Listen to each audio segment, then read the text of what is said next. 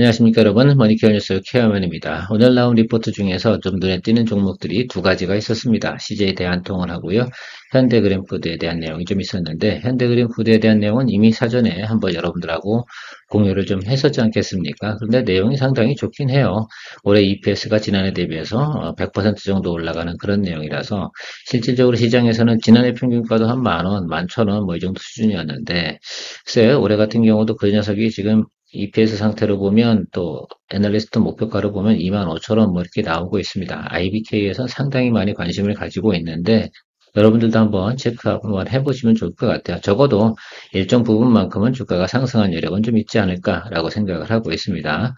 또 지난번에 또 우리가 장이 안 좋은 날 같은 경우도 하락했다 당일날 모든 것들을 또 회복하는 그런 또 내용들도 있어서 하방보다는 상방이 더 열려 있구나라고 체크를 좀 해볼 수가 있고요. CJ 대한통운 같은 경우는 실제로 우리가 전반기에 알리익스프레스 관련된 내용들을 진행하면서 상당히 주가가 많이 올랐어요. 그런데 실제로 생각을 한번 해보자고요. 1분기 때, 2분기 때 실적이 엄청나게 크게 개선됐냐라고 생각해보면 그렇지는 않다라고 생각하시면 될 것 같아요. 왜냐하면 우리가 1분기, 2분기 나오는 것들은 작년도에 이천하고 용인에 이제 그 풀피먼트 센터가 좀 개설을 했는데 그거 유지하는 고정비용. 이제 그것들이 이제 다 정상적으로 작동이 되고 있으면 3분기, 4분기 때 영업이익이나 내용들은 우리가 전반기에 이야기했던 내용이 그때쯤 나오는 것이다. 라고 좀 생각을 하면서 체크를 좀 해보시면 좋을 것 같아요. 그러니까 주가가 실적으로 인해서 받아줄 건가, 안 받아줄 건가, 이 부분을 좀 판단해 보시면 상당히 괜찮지 않을까라고 생각하고 있습니다. 오늘도 도움되셨다 생각하면 좋아요, 구독 잊지 마시기 바랍니다. 자, 일단 전반기 나왔는데 특히 이제 2분기 같은 경우는 실적 뭐 전체적으로 나쁘게 나오진 않았습니다. 뭐 아주 좋게 좀 엄청나게 개선된 건 아닌데 뭐 동종목 같은 경우가 뭐 실적이 좀 개선된다라고 생각한다 그래도 뭐 YY 대비해서 뭐 100% 성장 이런 내용들은 나오지 않을 것은 다 대부분 알고 계실 거라 생각을 하고 있습니다. 동사가 좀 우리가 체크를 해봐야 되는 건 바로 요점이에요. 그래서 지금 2023년도 대비해서 2024년도 EPS가 상당히 많이 늘어난다라는 부분입니다. 대략 한 30% 정도 업되는 거, 이런 정도를 생각을 하고 계시면 좋을 것 같고, 현재 진행되는 내용들로 봐서도 크게 문제는 없는 것으로 파악이 되고 있습니다. 동사 같은 경우는 우리가 주가 평가를 할 때 대부분 애널리스트들이 PBR 기준으로 체크를 하더라 이겁니다. 그래서 높여 보는 것도 아니에요. PBR 0.9 이 정도 수준까지만 가도 전고점까지는 충분히 간다. 이런 내용들이 나와 있습니다. 그래서 제가 생각해 봐도 뭐 그 정도까지는 크게 무리수가 있지는 않다라고 생각을 해볼 수가 있겠습니다. 뭐 높이 보면 그런 건데 중요한 건 YY 대비 성장성, 특히 이제 EPS 개선폭이 있으니까 이 부분들 같은 경우는 충분히 제가 생각할 때는 여러 가지 면에서 수급이 좀 들어올 때는 되지 않았나라고 생각을 하고 있고요. 뒤에 제가 생각하는 내용들 같은 경우는 차트를 보면서 여러분들하고 같이 이야기 드려보도록 하겠습니다. 일단 뭐 테크 부분 매출 저는 이 부분에서 조금 관심을 갖고 있는데요. 사실 이번에 같은 경우는 이제 광복절 지나고 나면 지금은 택배 수요가 좀 빠질 때죠. 오히려 왜 그러냐 하면 지금 휴가철이기도 하고 뭐 그런 부분도 없지 않아 시장에 조금 미칠 거라 생각을 하지만 곧 다가오는 것이 뭡니까? 추석도 다가오고요. 추석 때 물동량은 크게 늘어나게 되어져 있겠습니다. 그러면 오히려 2분기보다는 3분기 때 상당히 또 물동량 늘어나면서 택배 부분에서 영업이익은 상당히 크게 나타날 거다. 사실은 이 회사 같은 경우는 지금 영업이익의 대부분을 차지하는 거, 그것이 바로 택배 부분이고요. 그 다음에 CL 부분에서 426억 원, 이 정도 나오는 부분이 있습니다. 근데 실제로 그래서 여기 두 개, 원투가 중요한데, 제가 생각할 땐 택배 부분이 우리가 추석 때를 맞이해서 또 그때는 상당히 바쁘잖아요. 여러분들 잘 알고 계실 거라 생각하고 있습니다.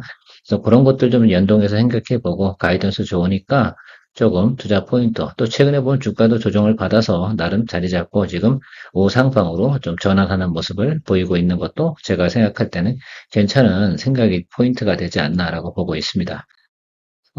전체적으로 보면 제가 앞에서 잠깐 이야기 드렸지만 계절적 성수기가 돌아오는 거, 이 부분에 대해서 전 생각을 해보는 겁니다. 그다음 3분기, 4분기 가이던스 상당히 잘 나오고요.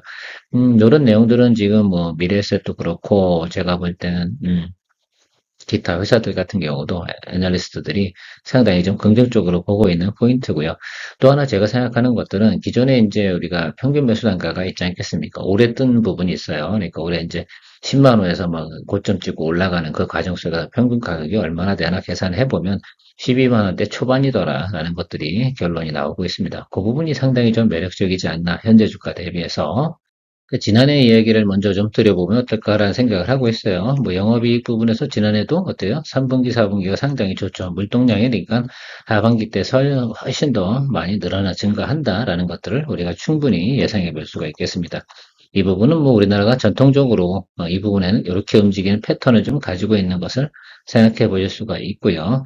자, 그리고 1분기 때도 뭐 나쁘지 않았어요. 왜냐하면 생각보다 비수기임에도 불구하고 충분히 더 좋은 실적을 냈다는 것들을 우리가 예상할 수 있어요. 그래서 주가가 좀 많이 올랐었는데, 그럼 3분기, 4분기는 어떠냐라면 더 좋다라는 것들입니다. 그래서 이게 과거에도 그렇고, 원래 주가는 그러면 예를 들면 그 다른 특별한 매크로 환경이나 기업 내부적 사정이 없다라고 생각하면 1, 2분기 때 조금 소소하다 3분기, 4분기 내려가고 이런 사이클을 가야 될 것 같아요.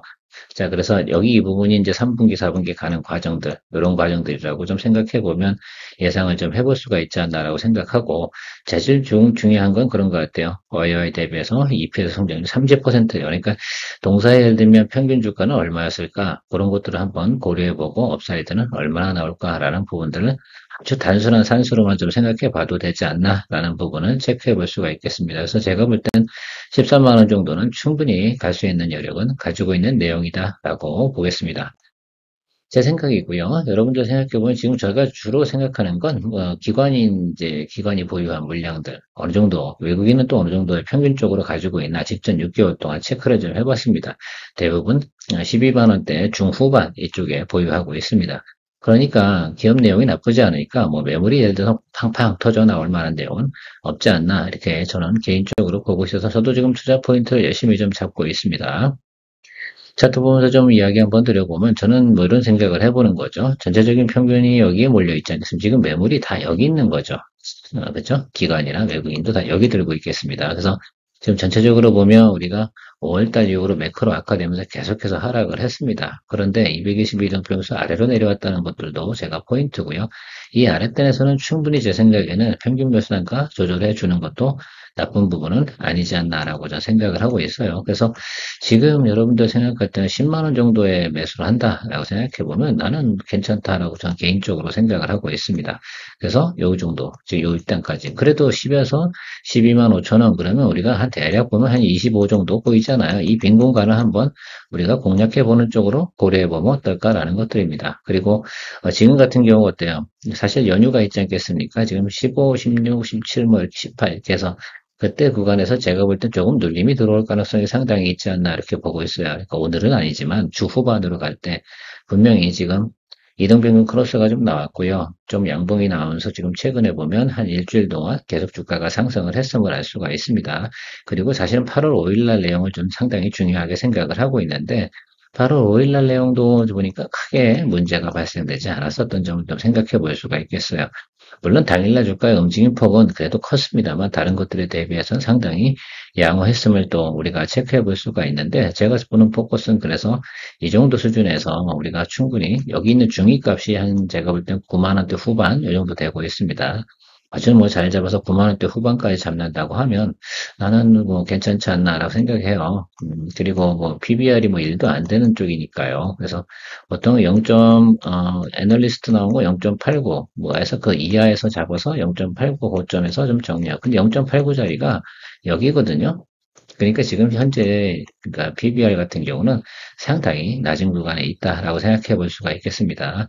일단 용인에 있는 또 이천에 있는 풀필먼트 센터 부분이 작년도 이제 하반기 때 그 개장을 했지 않습니까? 근데 그걸 진행을 하려면 초기에는 고정 비용이 들어가잖아요. 유지 비용이 그런 것들 다 계산해 놓고 생각해 보니까 이게 정상적으로 이제 잘 가동이 돌아가는 쪽으로 생각해 보면 충분히 영업이익이나 내용은 이제부터는 좀 크게 수익화되는 쪽으로 계산을 해볼 수도 있을 것 같아요.